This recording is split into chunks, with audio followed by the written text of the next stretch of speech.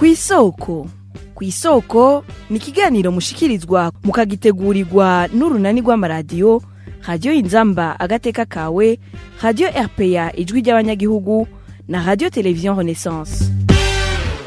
Abarundi buca batora biswa bahuza ku mitumba no mu makaritiye mu gihugu cyose. Abo bahuza bazokwakira amatati bagira ico bayavuzeko bumvikanishe abatase, binaniranye abatase bazoshobora kwitura sentare, abazotora bazorabiki. Ayo matora atunganijwe gute? Nivyo tugira tubayagire mu kiganiro kw'isoko. Muri kumwe na Emile Nibasumba.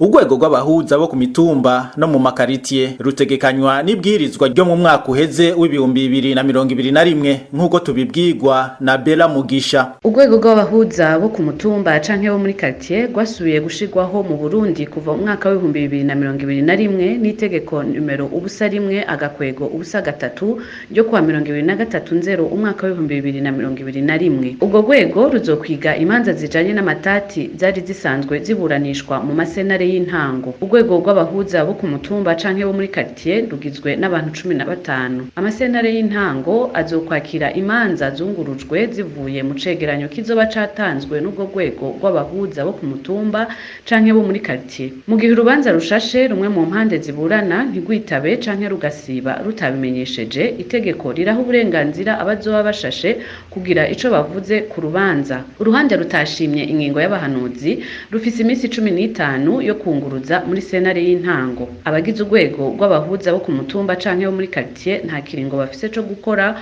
nkuko biri mu itegeko rishiraho urwo rwego. Abemerewe gutorwa kugira babe muri urwo rwego basabwa kuba bafise n'imiburiburi imyaka 35, bamaze kandi n'imiburiburi imyaka 5 baba ku mutumba canke muri quartier, bagasabwa kuba ari abantu b'intungane kandi badakurikiranwa n'ubutungane. Abategetsi bamwe bo mu mugambwe uri ku butegetsi CNDD FDD baragirijwe cyane ko bakumiriye abatari muri uwo mugambwe muri ayo matora. Bamwe bavuga ko bakuwe ku ntonde z'abahiganirwa ivyo bibanza. Abanyagihugu none bazotora abo bagize intahe yo kumugina bisunziki. Bagenzi bacu ba Television Renaissance baravuganye n'abanyagihugu bo mu mihingo itandukanye y'igihugu. Ku mutumba twebwe iwacu turubu turazinanye kandi nibamenyesha yuko nka twebwe ntisaba kwatigwa canke kutatigwa kugira ngo umuntu agire ijambo, kuko hari abashinga ntahe imisi yahera wasanga bagura ikimanza n'abandi rero bazitumbereza ugasanga mbere umuntu atatiwe arashobora gutumbereza neza urubanza gusubya watiwe. Rero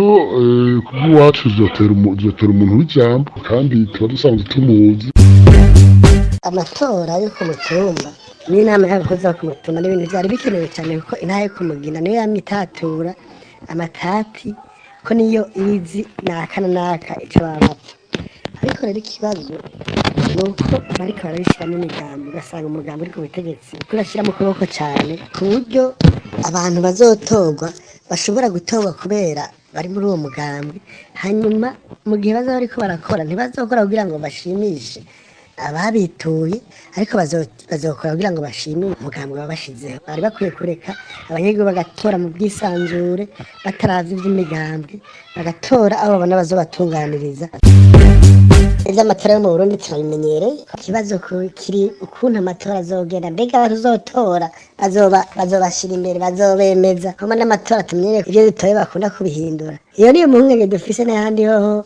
Aha ku mutumba iwacu turafise abantu b'ijunja n'ijambo bo gutora batazohindukiza imanza nk'uko tubimenyereye. Amatora ashiraho abahuza bo ku mitumba no mu makaritiye azoba mu gihugu cose kuri uwa mbere, akazoba hagarariwe n'abarongoye iyo mitumba n'amakaritiye. Ariko abanyagihugu batari bake harimo n'abitoza bakaba batubwiye ko batazi neza ingene aya matora atunganijwe.